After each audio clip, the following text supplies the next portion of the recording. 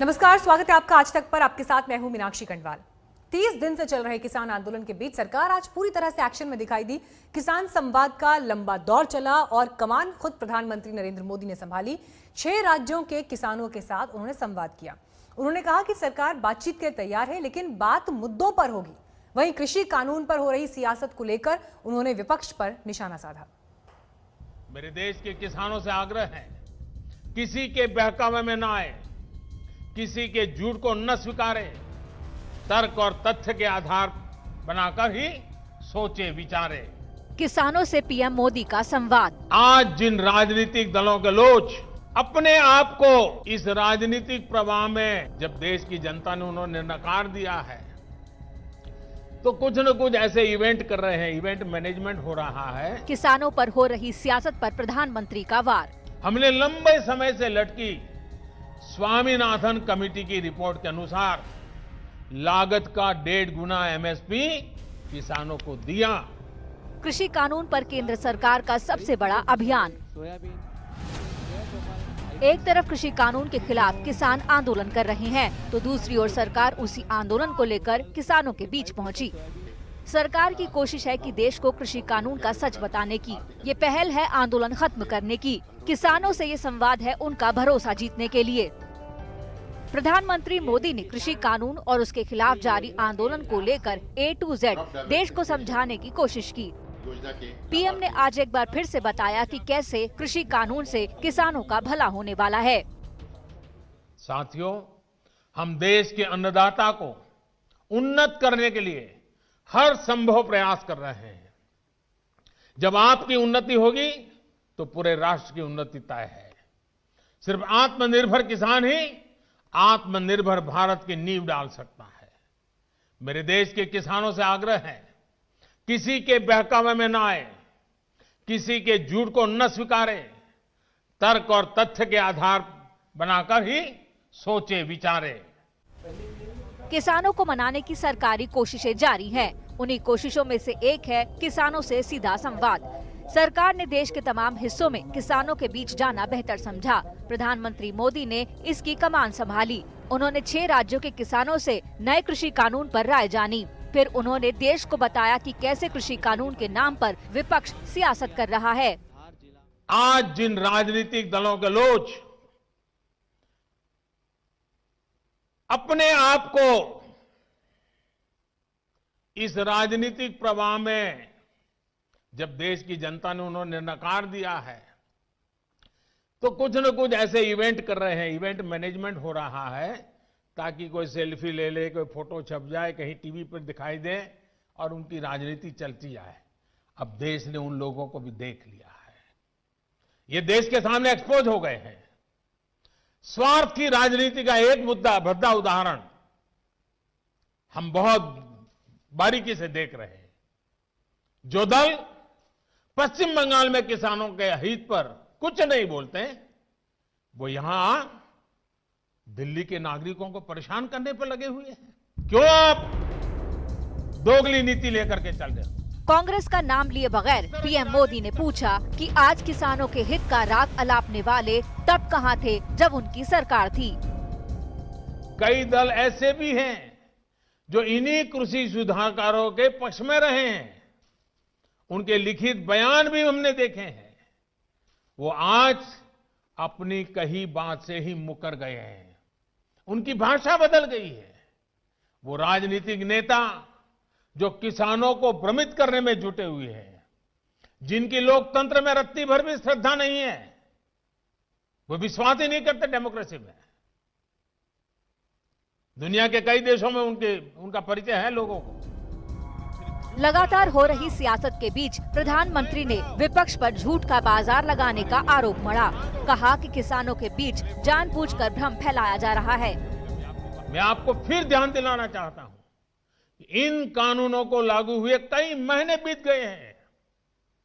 क्या आपने देश के किसी एक कोने में एक भी मंडी के बंद होने की खबर सुनी है?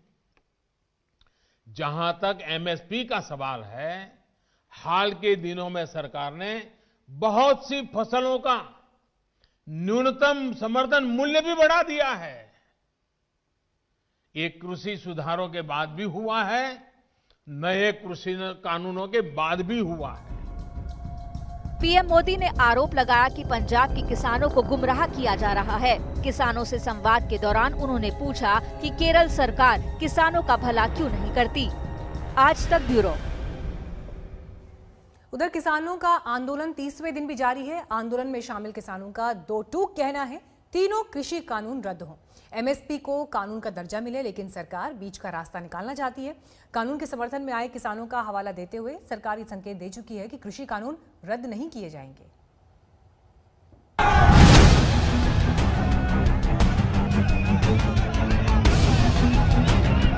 किसान कमाई छोड़कर लड़ाई को विवश है, घर बार छोड़कर सड़क पर बसेरा बनाने को विवश है। सरकार गुमराह कर रही है कि हम तो किसानों की सारी बात मानने के लिए तैयार है, लेकिन किसान अपनी जिद पे अड़ गया। किसान आज आया है कि वो अपना कुछ लेके जाए। 26 नवंबर के बाद से दिल्ली की सीमाओं की सूरत नहीं बदली। उस दिन से शुरू हुई लड़ाई की तस्वीर जो तब थी, उसमें अब भी कोई बदलाव नहीं आया है। पूरे 30 दिन हो चुके हैं इस आंदोलन के, अब तक ये जारी है। हजारों किसानों की भीड़ दिल्ली की सीमाओं पर दिन रात डटी हुई है। विरोध की व्यवस्था बन चुकी है। खाने पीने का पूरा इंतजाम है, राशन पानी इतना कि आंदोलन लंबा भी खिंच जाए तो कोई गम नहीं। फसल उपजाने वाले किसान अपना हक मांग रहे हैं, कह रहे हैं जब तक इनकी मांगे नहीं मानी जाती तब तक वो पीछे नहीं हटेंगे। सरकार ये कह रही है कि ये कानून किसानों के पक्ष में है, किसानों की समझ में नहीं आ रही। जब सारे देश का किसान इनको नकार रहा है तो सरकार हमारे ऊपर जबरदस्ती क्यों थोपना चाहती है? इसके पीछे क्या राज है? हम अपना भला नहीं करवाना चाहते, सरकार जबरदस्ती क्यों कर रही है? कृषि मंत्री ने किसानों को चिट्ठी लिखी, कृषि कानून का सच बताया, अपना इरादा साफ किया, लेकिन सरकार के इरादे पर इन प्रदर्शनकारी किसानों को ऐतराज है। वो सवाल कर रहे हैं कि कृषि कानूनों को रद्द करने से क्यों हिचक रही है सरकार। हमें जो पैसा हमारा वही है, जो कानून 3 किसानों के ऊपर लागू गए वही हमारा सारा कुछ वही है। हमें पैसा नहीं चाहिए, हमारा जो कानून है वो वापस ले, बस हमारे पास सब कुछ आ जाएगा। हम खुश हैं सारे, जो कानून है उसको रद्द कर दे तीनों को, हम सारे कुछ, हमें कोई पैसे पूछे से कोई मतलब नहीं। बीते 30 दिनों से जारी आंदोलन में किसानों की भीड़ बढ़ती गई, इनका इरादा अटल होता गया। वैसे 30 दिनों के आंदोलन के अलावा किसानों ने सरकार पर दबाव बनाने के कई अहम फैसले लिए। 8 दिसंबर को किसानों ने भारत बंद किया, 14 दिसंबर को देशव्यापी भूख हड़ताल की, 21 दिसंबर से फिर अनशन का दौर जारी है। 23 दिसंबर को किसानों ने देशवासियों से एक वक्त का खाना नहीं खाने की अपील भी की और अब आज से हरियाणा में 27 दिसंबर तक टोल वसूली बंद करने का फैसला हुआ है। किसान संगठनों के नेता बीजेपी और एनडीए की सहयोगी पार्टियों के सांसदों और विधायकों से समर्थन भी मांग रहे हैं। सुप्रीम कोर्ट के दखल के बाद से आंदोलन को खत्म करने की कोशिशें तेज हुई हैं। सरकार उन्हें मनाने में जुटी है। एक बार फिर प्रदर्शनकारी किसानों को बातचीत का न्योता भेजा गया है।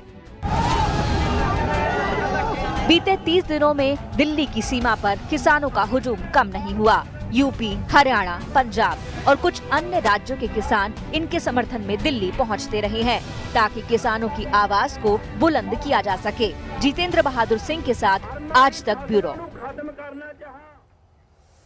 30 दिन बाद भी किसान अड़े हुए हैं। उन्हें उधर जो समर्थन मिल रहा है किसानों को, उसने आंदोलन की राह आसान बना दी। पंजाब हरियाणा से लगातार मदद की खेप पहुंचाई जा रही है। इसी पर हमारे संवाददाता आशुतोष मिश्रा ने जालंधर से लुधियाना तक का सफर किया।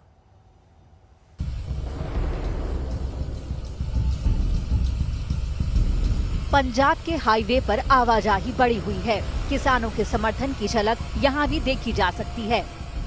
जत्थे में किसान दिल्ली कूच कर रहे हैं। जो अब तक प्रदर्शन में शामिल नहीं हुए वो दिल्ली पहुंचकर उनका हिस्सा बनेंगे। जो शामिल हो चुके वो पंजाब लौट रहे हैं।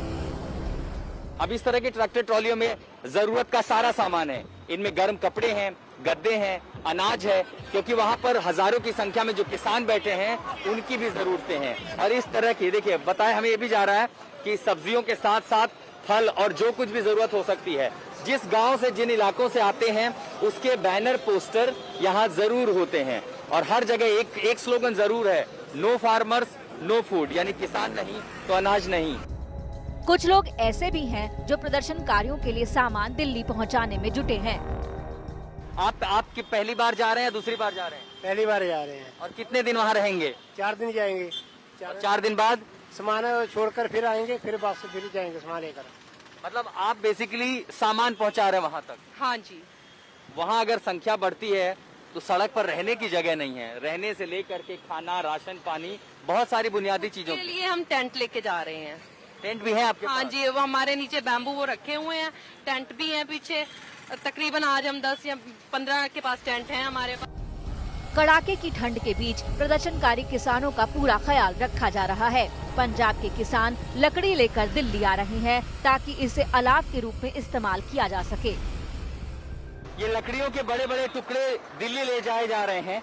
हम लुधियाना से आगे चले हैं। ये किसान पंजाब के दूर सुदूर इलाकों से आए हैं। ऐसी बड़ी बड़ी लकड़ियां, और यहाँ पर उन्होंने अपने गांव का, इलाके का नाम रखा हुआ है। और आपको ये भी बताएं कि तापमान के चलते जैसे जैसे पारा गिर रहा है, किसानों के लिए मुश्किल हो रही है। उस मुश्किल को हराने के लिए ये लकड़ियां ऐसे बड़े बड़े ट्रैक्टर्स में ले जाई जा रही हैं। साथ ही किसानों का जो जत्था है, जिसमें युवा किसान भी हैं, बुजुर्गों को भी आपने देखा, ये सब दिल्ली की ओर रवाना हो रहे हैं। क्या क्या ले जा रहे हैं अपने साथ आप यहाँ से? ਇਹ ਸਾਰਾ ਸਮਾਨ ਹੈ ਜਿੱਦਾਂ ਉੱਥੇ ਜ਼ਰੂਰਤਮੰਦ ਲਈ ਲੱਕੜਾਂ ਆ, ਹੋਰ ਆ ਸਮਾਨ ਆ। ये लकड़ी कहाँ काम आएगी?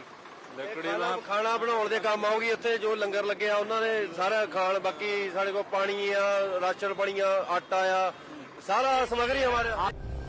लुधियाना में तो आंदोलन के शुरुआती दिनों से ही किसान टोल नाके पर जमे हुए हैं। टैक्स वसूली बंद है। रास्ता प्रदर्शन में शामिल किसानों के लिए खुला हुआ है। लुधियाना शहर में प्रवेश करने से पहले ये राष्ट्रीय राजमार्ग पर टोल आता है। पिछले कई दिनों से ये टोल बूथ बंद है। गाड़ियां जो हैं वो बेरोक-टोक जा रही हैं। दूसरा हिस्सा आपको दिखाएं। ये प्रवेश करने के लिए, और जब आप लुधियाना से बाहर जाते हैं तब ये दूसरा टोल है। ये पूरी तरह से यहाँ पर जब आंदोलन हुआ किसानों का, आज भी उसकी तस्वीरें यहाँ जिंदा है। और अब यहाँ से तमाम गाड़ियाँ बिना टोल दिए जा रही हैं। क्यों? क्योंकि जो किसान हैं वो इस टोल बूथ पर भी जमे हैं। यहाँ से किसानों की गाड़ियाँ दिल्ली जाती हैं जो रसद लेकर के आंदोलन को समर्थन देने के लिए जा रही है। दूसरी तरफ किसान वापस भी लौट रहे हैं अपने घरों की ओर। यहाँ उनकी सेवा के लिए लंगर लगाए गए हैं, और ये भी दूर दराज के जो किसान हैं वो उनकी मदद करने के लिए, उनकी जरूरत का सामान के लिए, या अगर किसी को खाना पीना है तो उस तरह की सेवाएं देने के लिए यहाँ लंगर, पीने का पानी, ये बिल्कुल मुख्य जो राजमार्ग है वहाँ पर रखा गया है। दिल्ली से लेकर पंजाब तक किसानों की तैयारी देखकर ऐसा नहीं लगता कि फिलहाल आंदोलन खत्म होने वाला है। दिल्ली की सिंघू सीमा, गाजीपुर, टिगरी बॉर्डर पर तो डटे हैं, लेकिन पंजाब का जो आंदोलन है वो लगातार चल रहा है। और इस तरह राष्ट्रीय राजमार्ग पर यहाँ जो किसानों की जिंदगी है वो बेहद दुर्गम है। इन परिस्थितियों में भी वो डटे हुए हैं, इस उम्मीद में कि सरकार उनकी मांग मानेगी। अमृतसर इस टोल प्लाजा पर सत्या के साथ मैं आशुतोष मिश्रा, आज तक।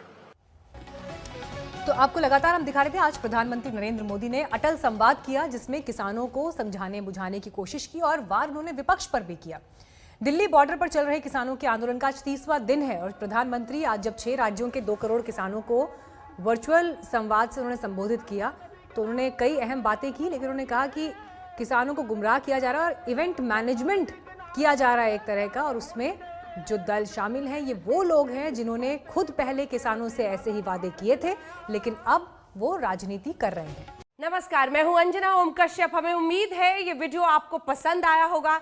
लेटेस्ट खबरों के लिए यूं ही देखते रहिए आज तक, और इस वीडियो के पसंद आने पर लाइक, शेयर एंड सब्सक्राइब करना ना भूलें।